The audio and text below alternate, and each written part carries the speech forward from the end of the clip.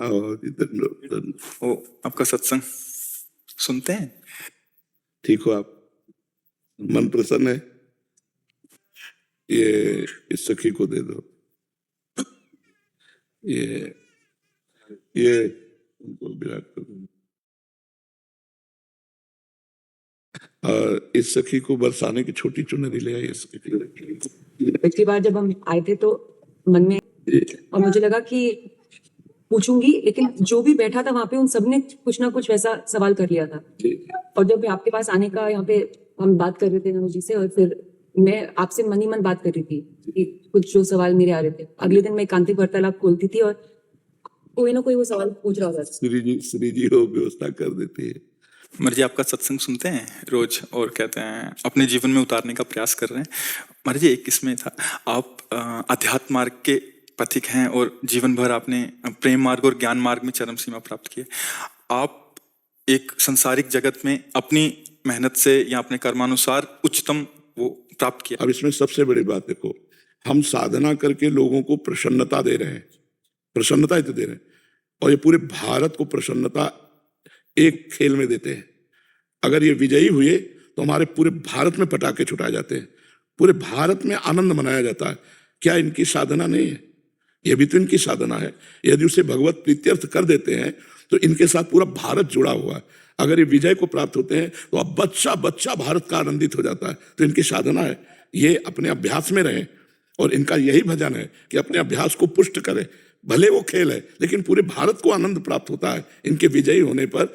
अगर हम कहीं किसी कारणवश, तो हमें अभ्यास की पुष्टता पर ध्यान देना चाहिए। हमारे अभ्यास में कमी नहीं होनी चाहिए और बीच बीच में नाम स्मरण कर लेना चाहिए। तो इनके लिए यही साधना है। अपने अपने लक्ष्य को अगर हम दृढ़ता से निभाएं तो हम अपनी जगह उन्नति को प्राप्त होंगे और ये अपनी जगह उन्नति को प्राप्त होंगे, और दोनों एक ही जगह पहुंचेंगे। क्योंकि ये परमात्मा के इस विश्व में इस भाव से रह रहे हैं, हम इस भाव से रह रहे हैं। तो सेवा वो भी है और सेवा ये भी है। ऐसा नहीं कि केवल परमात्मा की चंवर डुलाना ही सेवा होती है, अलग अलग सेवाएं होती है। तो इनको भगवान ने खेल सेवा दी है। अगर इस सेवा में प्रवीणता पूर्वक ये संसार को सुख पहुंचा रहे हैं और नाम जप कर रहे हैं तो ये भगवान की सेवा ही कर रहे हैं। महाराज जी, इसमें कभी तो एक सफलता मिलती है, कभी असफलता। हाँ, इसमें थोड़ा गंभीर रहना में और असफलता में। हाँ, इसमें सुख दुखे समय कृत्वा लाभा लाभो जया जयो, भगवान ने इसीलिए कहा है। तो हमारा कभी कभी क्या होता है कि जैसे हम 15-20 लोग एक उसमें हैं, अब कईयों के प्रारब्ध उसमें जुड़े होते हैं। आपके अभ्यास की कमी नहीं है, लेकिन प्रारब्ध उसमें जुड़ा हुआ है।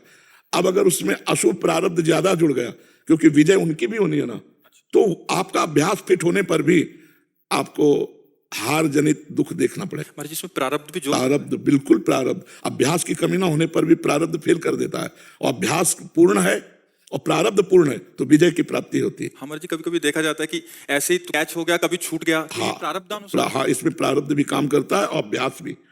जैसे मान लो 15-20 की, अब ये अभ्यास में बहुत प्रवीण है, लेकिन इस बार प्रारब्ध है कि दुख भोगना है, तो आपको उनके संग के प्रभाव से, क्योंकि पूरा खेल एक से तो होगा नहीं, तो आपका किया हुआ अभ्यास भी फेल हो जाएगा।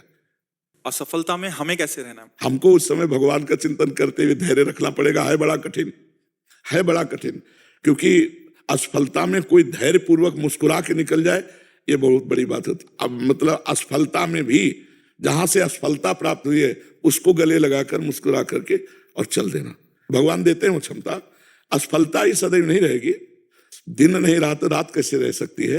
हमको धैर्य पूर्वक भगवान का स्मरण करते, पर है बड़ा कठिन, क्योंकि जो सफलता में सम्मान मिलता है तो असफलता में सम्मान तो नहीं मिलता। मुझे बस प्रेम भक्ति दे दो बस। हाँ, ये तो और ऊंची बात है। मेरे को तो नहीं, बहुत बहादुर हैं ये लोग।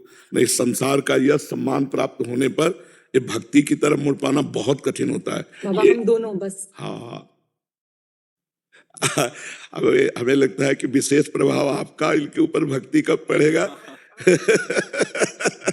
क्योंकि उसके ऊपर कुछ नहीं है, कुछ नहीं है उसके ऊपर, कुछ नहीं है। मैं कह रहे हैं कि भक्ति के ऊपर कुछ नहीं है। हाँ, ये बात, हाँ, भक्ति के ऊपर तो कुछ नहीं है, बिल्कुल। आज ऐसा यश है, ऐसा धन संपदा है, बट उसमें भी ये इस मार्ग पे चलने का प्रयास कर रहे हैं। मनुष्य देह पहली कृपा और द्वितीय कृपा। हम कह रहे हैं ना कि भारत का कोई भी व्यक्ति ऐसा नहीं जो आनंदित न हो जाता हो जब ये विजय को प्राप्त होते हैं। कहीं भी होते हैं खेल में तो आनंदित हो जाता। तो सबके आनंद वर्धन करने की सेवा बनी ना। बच्चा बच्चा एक आनंदित हो जाता है। और ये तो लौकिक खेल रहा।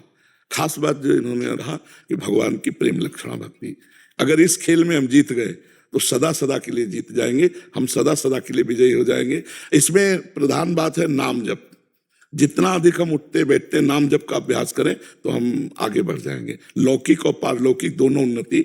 कलयुग केवल नाम आधारा, सुमिर सुमिर नर उतरहि पारा। अगर नाम को हम पकड़ लें तो सब बात बन जाएगी। बस हम तो यही कहेंगे, भगवान के आश्रित रहो और नाम जप करो। भगवान के आश्रित रहो, आश्रय सबसे बड़ा बल है।